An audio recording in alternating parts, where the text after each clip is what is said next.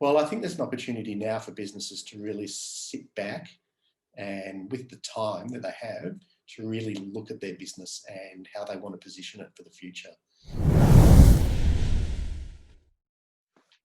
So joining me on the line today, I've got Paul Schwartz from Loop Marketing. Welcome to the call, Paul. Thank you. Nice to be with you. So maybe tell the audience a bit about what Loop Marketing is all about. What do you do? So Loop Marketing is a marketing consultancy essentially that works on an outsourced model with local project management. So for a number of years now, we have run marketing projects for small to medium-sized businesses. And we deliver on those projects by contracting or engaging marketing expertise both locally in Australia and globally. I believe there's a lot of marketing expertise around the world. Yes. And nowadays with technology, we don't have to be restricted by geographical barriers. And yeah, so we engage providers from all corners of the globe. And we overlay that with the level of local project management. So understanding the local business landscape, but also helping small businesses navigate the complex marketing landscape. So they're not just left out in the cold and say, here's your graphic designer or here's your web developer, off you go, good luck. Yeah, fair enough. So working with outsourcing, how has the current economy affected you as a business owner? Look, initially with lockdown, personally, we had existing clients that were running projects. They continued for a couple of months. But then there was a very quick drop from a business point of view when businesses just stopped. Business stopped, the economy stopped, particularly in Victoria here. And I found in the last month or so, things have started to pick up again. So I think businesses are starting to look at, as restrictions are lifted, as businesses are starting to open, they're starting to look at how they navigate the next few months leading to the end of the year, but also leading into next year. And I think what I've noticed is there's a balance between what I call crisis management, which is trying to get runs on the board quickly, because obviously a lot of businesses haven't been getting any revenue over the last few months, versus more value marketing, which is the more sort of strategic approach and look at what you can do and how to set up your business for next year and then the following years. So what are the opportunities that you see for small business right now? Well, I think there's an opportunity now for businesses to really sit back and with the time that they have to really look at their business and how they want to position it for the future. And we find in most small businesses, the owners are so neck deep in everything to do with the business. They're just running day-to-day operations. They don't have time for anything more strategic. And I think there's an opportunity for small businesses to take a bit more of a strategic approach. And maybe even have the time even to get some advice out there from people that know what they're talking about, to help them and give them some ideas. It doesn't necessarily have to cost all the time. Sometimes it can just be a conversation.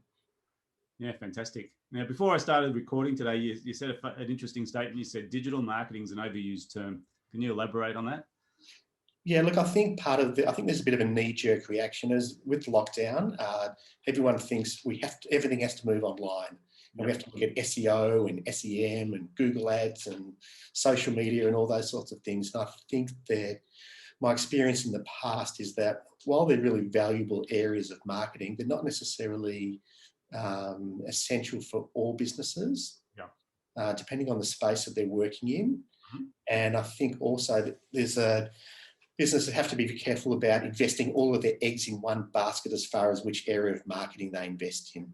There's no point having a good digital presence if you don't have other areas of your business set up properly. And that includes that strategic side of where your business is heading in the future, because ultimately that determines what the marketing activities are, which includes SEO. Yeah, fantastic. So let me ask you, what are the priorities for you in your business right now? For me, it's, obviously like all businesses, it's starting to build my client base up again. It tends to be, my business has always been on a referral basis. So priority for me is networking, BD. I'm not a natural salesman. I'm much better at the marketing side of things. So it's about sticking your neck out a bit and getting into those areas that you might find a little bit uncomfortable typically, but again, time to do it. So do it, and you never know what opportunities come up like this. Yeah. So, meet some interesting people. Yeah, fantastic, fantastic. And let me ask you, what are the personal lessons that you've been taking out of this whole pandemic? Away from marketing, Yeah. or probably the psychology of people and how they handle these situations. It's and I think it probably translates into the business world. Particularly in Victoria, we've had some unique challenges, and it's been interesting watching how people have reacted to those challenges. Some have really let it take over their lives, whilst others have sort of worked through it, being a bit more pragmatic about it. The mental health side I can see, and coming from a healthcare space, the mental health side of it has been a really interesting side to look at. Psychologists are very busy. Yeah, I think they're only going to get busier, aren't they? I think so, yeah. And particularly in the workplace too. It's interesting to look at the mental health in the workplace, how it's accelerated. So I think this whole economy has created a bit of a pressure cooker. And as you sort of suggested, there's people being put under undue pressure. And how they respond to that is very interesting, because some people are taking it in their stride, and other people it's actually not working that way at all. It's actually working in reverse. Yeah, and I think there's a lot of unknowns as well about over the next couple of years of the sort of the residual impact of what we're going through, and it's not over yet. The other thing, it's not over yet. No. At the moment, there's no vaccine. We don't really know if we're going to go into further lockdowns. So it's been a really interesting period of time. Yeah, very much so. Let me ask you on a bigger sort of note, the best piece of business advice you've ever received? Best piece of business advice I've ever received is to speak to people, speak to others. Don't just go on your own, what you think is right. Speak to other people, listen to what they say.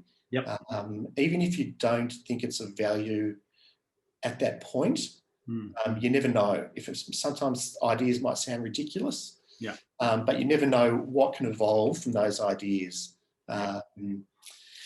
And from a personal point of view, with business, my view is to treat people equally.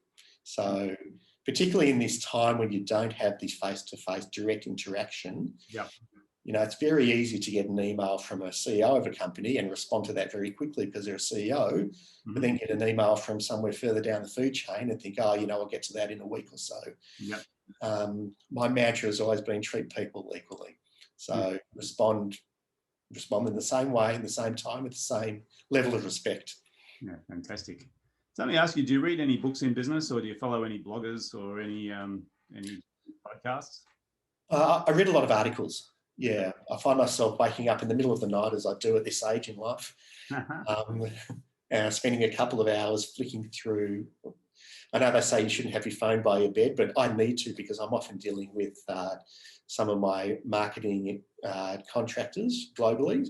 So of course there's the time differences. So I'm often communicating with them in the middle of the night. But I find myself then working through various sites. I find Flipboard's a really interesting one, which I use a lot.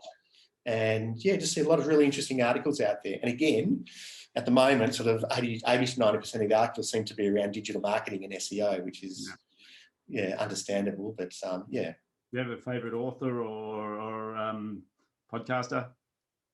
No, not really. I don't listen to a lot of podcasts. I really just look at a lot of various articles across the board, a lot of news. Yeah. Fantastic. Let me ask you one last question, Paul. What's the number one piece of advice you'd give to a business owner right now? Don't panic.